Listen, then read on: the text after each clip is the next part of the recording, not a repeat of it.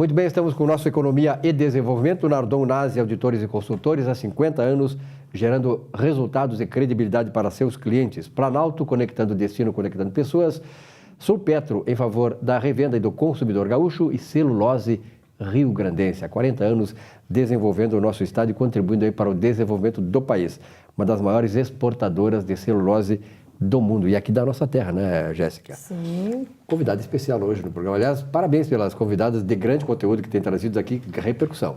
Viu, a gente, mais uma vez, então, né, foco no conteúdo, a gente quer ajudar o empreendedor, né, trazer ferramentas e assuntos que consigam ajudar ele de fato.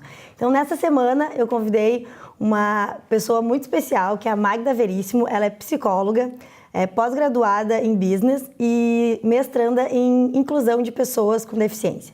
Então, assim, hoje a gente entende que tem uma população muito grande com deficiência, existem milhões de tipos de deficiência, e aí eu trouxe uma pessoa que entende muito do assunto, né, para nos ajudar, principalmente pequenas e médias empresas. Ela tem experiência em grandes empresas, mas eu acho que é bem legal ela trazer esse conhecimento dela, como é que ela pode ajudar o pequeno e médio empreendedor. Existe como fazer isso, Magda, numa empresa de pequeno porte, de médio porte, né? E assim também entender um pouquinho como é que está esse cenário e se temos algumas novidades, alguma questão, né? O que está acontecendo nesse mundo? Assim? Novidade não, é o que não falta nessa área, né, Magda? É o que não falta. Até porque é diversidade, né? E quando a gente fala de pessoas também sempre tem novidade.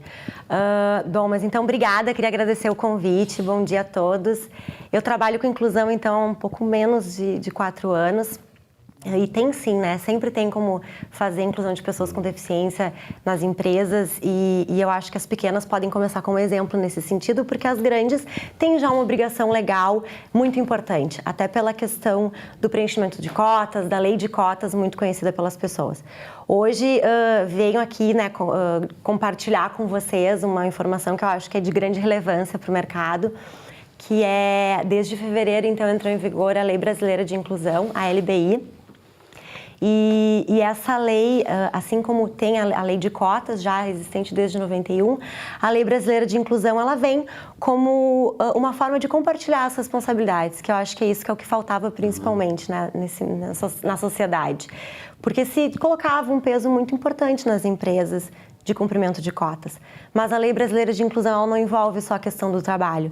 Ela envolve questões sociais, de lazer, cultura, educacionais e dá à pessoa com deficiência respaldo e amparo para que ela construa o seu espaço na sociedade.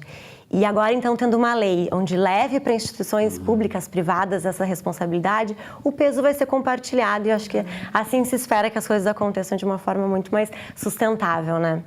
Com certeza. E como é que, falando um pouquinho assim, dos tipos de deficiência que existem, assim, mas assim, tem algumas mais leves, umas mais, né, agravantes.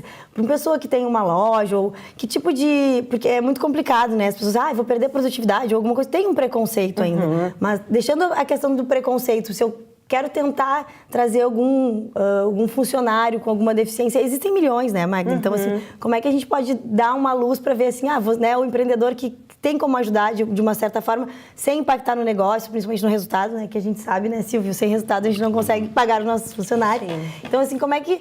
Dá um alerta mesmo, um caminho, como é que a gente conseguiria viabilizar isso em empresas não tão grandes, né, ou que tipos de deficiência, alguma coisa assim que a gente poderia trabalhar. Eu sempre trabalhei muito com o entendimento da construção de uma cultura inclusiva, justamente para facilitar esse processo de que não importa o tamanho da tua empresa, não importa qual que é a atividade, né, o fim da tua empresa. O que importa é ter um espaço onde a gente enxerga a pessoa e as competências dela, porque o que se faz muito é considerar o oposto da deficiência ineficiência, e não é. Na realidade, a gente tem que então enxergar as competências da pessoa e entender onde que a gente poderia ter uma atividade para ela que ela pudesse doar e performar da melhor forma possível. E agregar para a empresa, né? E agregar para a empresa. Então, assim, o conhecimento efetivamente das áreas da empresa é extremamente importante, é um trabalho que eu faço bastante, de conhecer qual que é o negócio, conhecer as áreas, as atividades, para até identificar as possibilidades de compartilhar onde é que pode atividades. Encaixar, claro. Isso, daqui a pouco uma pessoa surda, que bom, normalmente a gente contrata uma pessoa para atender o telefone, para escrever, para mandar mensagem, para fazer tudo. Tem como a gente, daqui a pouco, dividir as atividades para que essa pessoa surda só não atenda o telefone, ela trabalhe mais com a parte operação, computador, digitação. Então, a gente tem que ter essa aproximação com o nosso cliente para poder levar para ele possibilidades. Uma solução. Né? Soluções, exatamente. Existe, por exemplo, eu acho interessante, por exemplo, eu pego o parâmetro da Lei Rouanet, né? Que a Lei Rouanet, ela permite que o lucro ou que parte da renda da empresa seja diminuída do valor que ela agrega para um projeto cultural. A lei das grandes empresas para a inclusão de deficientes, ela permite isso também? Ou seja, porque, na verdade, vamos ser bem claros, né?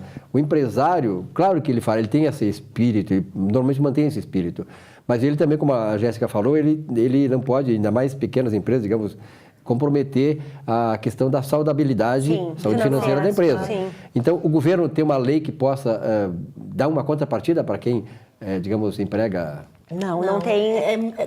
o sentido da lei é muito mais do que, então, de ter uma obrigatoriedade de contratar alguém, porque não é um subsídio, né? Não é. Não tem o mesmo propósito. A Lei Rouanet é bem diferente. Na realidade, é mesmo tornar responsável, não só, então, as empresas com a Lei Brasileira de Inclusão, mas tornar as instituições responsáveis por esse contingente populacional, né? E vamos combinar, assim, agora com o meu mestrado eu leio bastante sobre responsabilidade social e as grandes empresas já fazem um trabalho de colocar na sua estratégia valores da sociedade.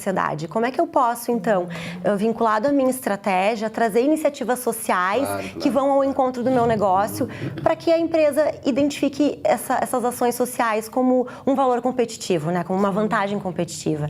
Então, a inclusão, a lei de cotas, enfim, ela pode vir também nas empresas dentro desse viés, né, de estratégia, justamente para que se torne sustentável. Então, não se tem iniciativa nenhuma, é efetivamente para que as empresas se tornem responsáveis, conscientes. Trabalhamos com pessoas, as empresas são feitas de pessoas e independente da deficiência, que existem milhões de tipos de deficiência, e isso trouxe duas coisas muito importantes. Cultura de empresa, então assim, tem que vir muito do dono, tem que vir de cima para baixo ainda, eu acredito. E a parte de KPIs, assim, de KPIs no sentido de não... habilidades que eu tenho, né? A pessoa não precisa saber fazer tudo de tudo, mas saber fazer bem uma coisa já ajuda e ela vai entregar dentro daquele escopo dela. Eu acho que isso muda um pouco, né? E quando se trata de pequena empresa pode treinar, né? A empresa Exato. tem Ninguém é apto claro, 100% em A camarada tudo, chega né? e vai treinar dentro da empresa, vai circular por ali. As empresas hoje estão preocupadas com a questão do treinamento, porque, na verdade, o grande diferencial hoje é a qualificação, né? Com certeza. Então, a qualificação também se deve atingir ampliadamente essa questão dos deficientes, né? Eu vejo, assim, por exemplo, supermercados hoje, olha, eles empregam inúmeros deficientes e são pessoas normais, quer dizer, elas têm aquela sua deficiência, mas elas exercem bem a sua e com uma outra simpatia e tal, elas têm essa empatia, né? Que certamente essas questões todas aí, a psicóloga ela sabe muito bem disso, quer dizer, fazem com que elas tentem compensar certas coisas e são muito bem, a gente é muito bem atendido por esse pessoal. Sim, eles estão dando mais, né? Uma oportunidade, tipo... E assim, vamos lá, né? A gente está vivendo momentos históricos bem importantes. Todas essas crianças estão nascendo com microencefalia, essas guerras que estão acontecendo no mundo, vai vir uma população... Se a coisa está ruim, vai ser pior aí.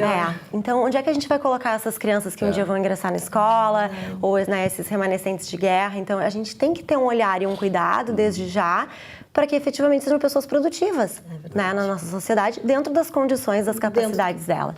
Tá certo. Muito bem colocado. Obrigada pela presença da Magda. A gente está querendo mais vezes, né? Eu acho importante. Abrir um pouquinho mais os conteúdos, né? A gente tem pessoas que trazem assuntos muito sérios, aqui temos especialistas nos outros quadros, mas eu acho assim, a gente tem um compromisso, né? A gente tem um meio aqui de comunicação, eu acho que a ideia é trazer um pouquinho, né, de inclusão social, um pouquinho de tecnologia e o que mais a gente vê que é importante para vocês que estão em casa. Tá certo. Obrigado, Magda. Muito obrigada. Até a próxima, viu? Até a próxima. Um rápido intervalo, já voltamos.